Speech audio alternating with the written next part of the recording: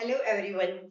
आज हम डिस्कस करते हैं ग्रेड 8 मैथ से chapter number 9 algebraic expressions and identities का क्वेश्चन नंबर फर्स्ट के बारे में। Identify the terms their coefficients for each of the following expressions. जो भी आपके पास एक्सप्रेशंस गिवन है, आप उनका कोएफिशिएंट एंड उनकी टर्म्स के बारे में आइडेंटिफाई करेंगे।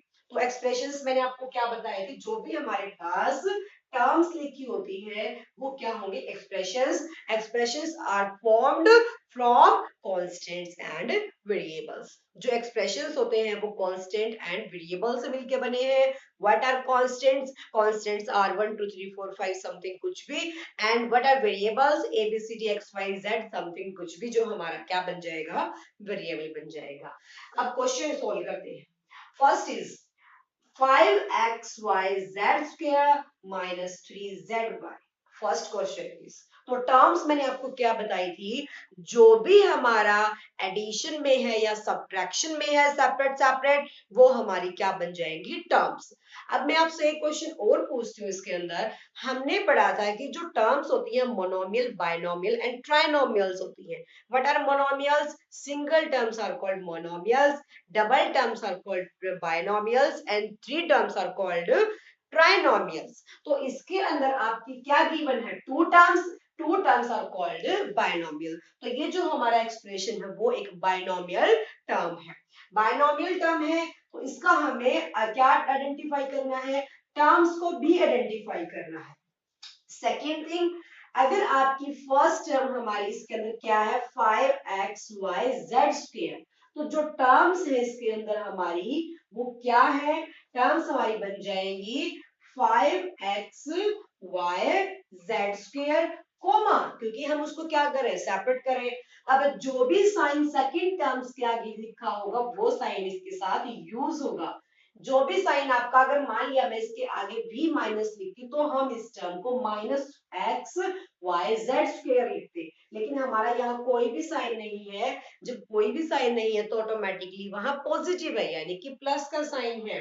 अब हमारी first term is 5xyz square and next is 3 के सामने हमारा माइनस लिखा हुआ है, तो नेक्स्ट हमारी बन जाएगी -3zy।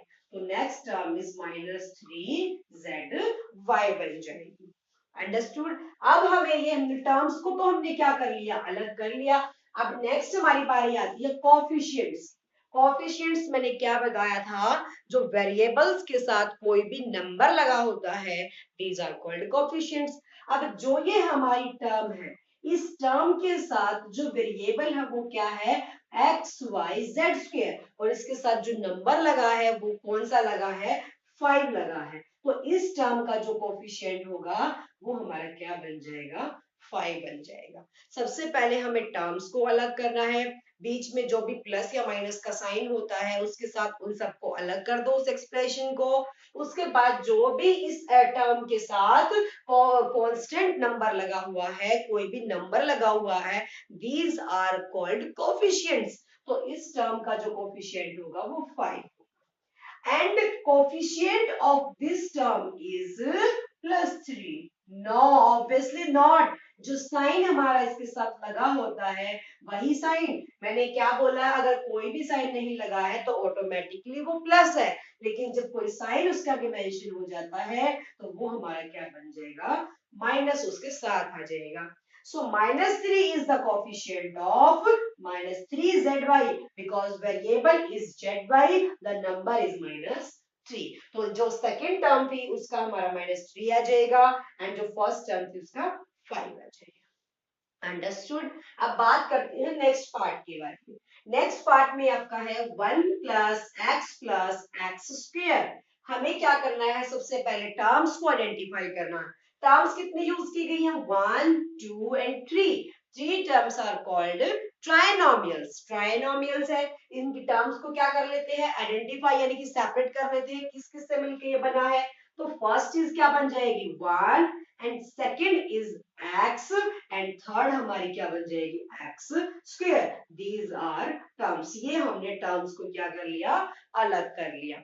अब बात करते हैं इनके कोफिशिएंट्स के बारे में।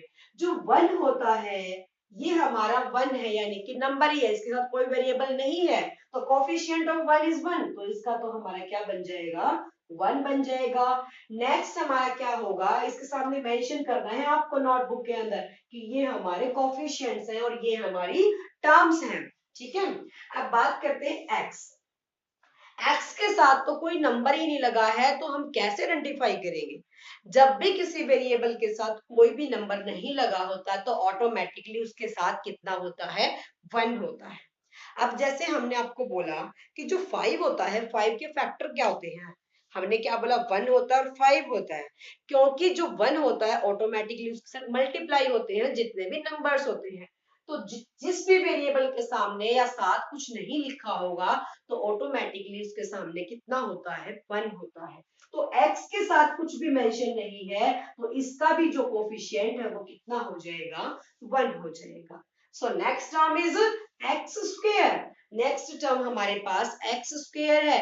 एक्स स्क्वायर के साथ भी कोई भी नंबर नहीं लगा हुआ है तो ऑटोमेटिकली उसके साथ कितना है, 1 है। So the coefficients of these terms are called 1 1 and 1 हो जाएगा। अंडरस्टूड। अब नेक्स्ट पार्ट के बारे में बात करते हैं। नेक्स्ट पार्ट के टर्म्स को क्या करना है, आइडेंटिफाई करना है। These are three terms and three terms are called trinomials. जो तीन टर्म होती है वो ट्राइनोमियल्स होती हैं।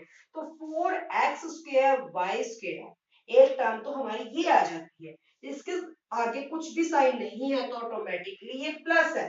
तो वन फर्स्ट टर्म इज, इसके जो टर्म्स हैं वो आइडेंटिफाई कर लेते हैं। First is 4x square y square. तो फर्स्ट टर्म हमारी क्या बन जाएगी, 4x स्क्वायर y स्क्वायर। ठीक है, अभी तो इनके बीच में साइन लगे हुए हैं, लेकिन बाद में हमें जब टर्म्स तुम आइडेंटिफाई कर देते हो उसके साथ हमें क्या करना है, इसको साइन के साथ और बीच में कोमा लगा देना। जब भी तुम्हें टर्म्स मेंशन करती की जाती है तो उसके साथ आप उसका एक्सप्रेशन भी बना सकते हो। ठीक है, next term is 4x square y square z square, लेकिन उसके साथ साइन कौन सा लगा है, माइनस, तो ये भी आपको साथ में मेंशन करना है। तो next is -4x square y square and z square. Next हमारी क्या आ जाती है, ओनली z स्क्वायर। तो ये भी हमारी ट्राइनोमियल है, तो कोमा लगा के तीनों टर्म्स को क्या कर दो, आइडेंटिफाई कर दो। ठीक है, अब हमने टर्म्स को तो अलग कर दिया, अब बात करते हैं कोफिशिएंट्स के बारे में। वो कोफिशिएंट्स आर द नंबर्स, किसके साथ जुड़े होते हैं, जो वेरिएबल्स के साथ जुड़े होते हैं। तो ये जो हमारी फर्स्ट टर्म आई थी, हमने आइडेंटिफाई की थी, इसका जो कोफिशिएंट होगा वो क्या होगा, कोफिशिएंट। कोफिशिएंट हमारा इसके साथ क्या बन जाएगा, ये जो वेरिएबल्स है एक्स स्क्वायर वाई स्क्वायर के साथ जो भी कांस्टेंट नंबर लगा हुआ है, दिस इज कॉल्ड कोफिशिएंट। तो इसका जो कोफिशिएंट होगा वो क्या बन जाएगा, 4 बन जाएगा। Understood? And next is -4x square y square and z square. तो इसके साथ जो वेरिएबल्स है वो x square y square and z square है, लेकिन उनके आगे जो नंबर लगा है वो -4 है। तो इस टर्म का जो कोफिशिएंट है वो क्या बन जाएगा, -4 बन जाएगा। Understood. So next term is z square. z square के साथ तो कोई भी नंबर नहीं लगा है, कोई नंबर नहीं लगा है तो ऑटोमेटिकली उसके साथ कितना है, 1 है। तो the coefficient of z square is 1। तो z स्क्वायर का जो कोफिशिएंट है वो क्या बन जाएगा, 1 बन जाएगा। Understood. So next part is part number 4, 3 minus PQ plus QR minus RP। हमें क्या करना है, सबसे पहले टर्म को आइडेंटिफाई करना। तो टर्म्स कौन सी है इसके अंदर, first second third and fourth, more than three terms are called polynomials. So this expression is called polynomials। polynomials, अब इन टर्म्स को क्या करेंगे, हम सेपरेट लिखना शुरू करेंगे। इसके अंदर फर्स्ट टर्म हमारी क्या आ जाती है, 3। तो सबसे पहले हमने क्या लिखा, 3, साइन इसके आगे कोई नहीं है तो ऑटोमेटिकली क्या है, पॉजिटिव है। नेक्स्ट इज पी क्यू, लेकिन पी क्यू के आगे साइन कौन सा मेंशन है, negative. So next term is minus P Q. ठीक है, नेक्स्ट हमारा आ जाएगा क्यू आर। क्यू आर के आगे पॉजिटिव लिखा है तो पॉजिटिव हमें लिखने की जरूरत नहीं होती, तो नेक्स्ट इज क्यू आर।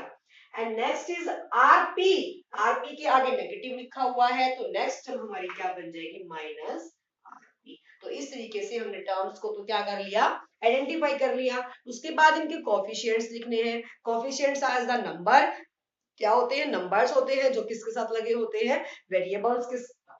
तो हमारा इसके अंदर ये तो हमने क्या किया, टर्म्स को आइडेंटिफाई किया। अब बात करते हैं कोफिशिएंट के बारे में। कोफिशिएंट हमारे क्या बन जाएंगे, ये हमने टर्म निकाली 3। So what is the coefficient of 3, coefficient कितना बन जाएगा 3 का, 3 के साथ ऑटोमेटिकली कितना लगा हुआ है, 3 ही है आपका। तो 3 हमारा यहाँ क्या बन जाएगा, 3 के साथ क्या है, जो कांस्टेंट टर्म्स होती है वही अपना क्या होती है, कोफिशिएंट होती है। तो फर्स्ट वाले का तो हमारा 3 बन जाएगा। नेक्स्ट है हमारे पास minus P Q, minus P Q, P Q के साथ कोई भी नंबर नहीं लगा है तो ऑटोमेटिकली उसके साथ कितना है, 1 लगा है, 1 लगा है, लेकिन साइन कौन सा है, नेगेटिव, तो इसका कोफिशिएंट हमारा बन जाएगा माइनस का 1। Next is Q R, Q R के साथ भी कोई नंबर नहीं लगा है, नंबर्स लाइक 1 2 3 4 5 6 7, तो कोई नहीं लगा है तो ऑटोमेटिकली कितना लगा है, 1 लगा है, तो यहाँ भी क्या बन जाएगा, 1। Next is minus RP, minus RP के साथ भी कोई नंबर नहीं है तो कितना है, 1 है, बट साइन इज माइनस, तो यहाँ क्या बन जाएगा, माइनस का 1 बन जाएगा। So coefficients of this expression is 3 minus 1 1 and minus 3। Understood. So next part है हमारा x by 2 y by 2 and minus का xy। ठीक है, तो टर्म्स को आइडेंटिफाई करते हैं। First term is x by 2, first term is x by 2, comma next is y by 2, जो नेक्स्ट टर्म है वो y by 2, and next is minus का xy, माइनस का xy, क्योंकि मैंने आपको बोला है जो भी इसके साथ साइन लगा है वो इसके साथ ही आ जाएगा, चाहे वो पॉजिटिव का है या वो नेगेटिव का। तो नेक्स्ट इज माइनस का एक्स वाई। अब बात करते हैं इनके कोफिशिएंट्स के बारे में। अब यहाँ कुछ बच्चे कंफ्यूज होंगे कि x बाय 2 है, नंबर इसका नीचे लिखा हुआ है, लेकिन क्या हम इस x बाय 2 को x इंटू 1 बाय 2 नहीं लिख सकते, लिख सकते हैं, या फिर 1 by 2 into x, 1 by 2 into x लिख सकते हैं। तो इसका जो कोफिशिएंट हुआ वो क्या हुआ, 1 बाय 2 हो जाएगा। जो भी नंबर है उसके साथ लिखा हुआ है, चाहे वो p बाय क्यू की फॉर्म में है या फिर कंप्लीट कोई नंबर है। अब जितने भी कोफिशिएंट्स होते हैं वो माइनस के हो सकते हैं, एंड 3 बाय 5 भी हो सकते हैं, 4 बाय 5 भी हो सकते हैं, ऐसा कुछ भी हो सकता है। तो इसका x बाय 2 का जो कोफिशिएंट है वो 1 बाय 2 होगा। Next is y by 2, y by 2 का भी हमारा कितना बन जाएगा, 1 बाय 2 बन जाएगा। ठीक है, minus x y, minus x y कोई नंबर नहीं लगा है तो ऑटोमेटिकली 1 लगा है, और 1 भी किस साइन का, नेगेटिव साइन का, तो यहाँ कितना बन जाएगा, माइनस का सॉरी 1 बन जाएगा। ठीक है, नेक्स्ट इज माइनस 0.3 ए, आगे क्या है, माइनस 0.6 ए बी, इनको रब कर लेते हैं, minus 0.6 AB and 0.5 B. The terms are, terms हमारी क्या बन जाएंगी इसके अंदर, 0.3 A कोमा माइनस साइन कौन सा लगा है, नेगेटिव का, तो माइनस 0.6 AB माइनस का 0.6 AB and next is plus का 0.5 B, प्लस को लिखने की नीड नहीं होती, तो कोमा 0.5 B, ये हमारी इसकी टर्म्स आ जाएंगी। ठीक है, कोफिशिएंट हमारा क्या होगा, कोफिशिएंट होता है जो नंबर लगा होता है, पॉइंट को देख के डरना नहीं है, ए हमारा वेरिएबल है, इसके साथ जो नंबर लगा है वो इसका कोफिशिएंट है, यानी कि 0.3, एंड नेक्स्ट इज माइनस का 0.6, क्योंकि ए भी हमारा वेरिएबल है, इसके साथ जो लगा हुआ है वो 0.6 है, साइन हमारा इसके साथ नेगेटिव है, एंड नेक्स्ट इज 0.5 बी, यानी कि इसके साथ क्या बन जाएगा, 0.5 बन जाएगा, बी हमारा वेरिएबल है। So these are the coefficients of these expressions. So इस expression के ये क्या हो जाएंगे, coefficients बनेंगे। So your first question is completed.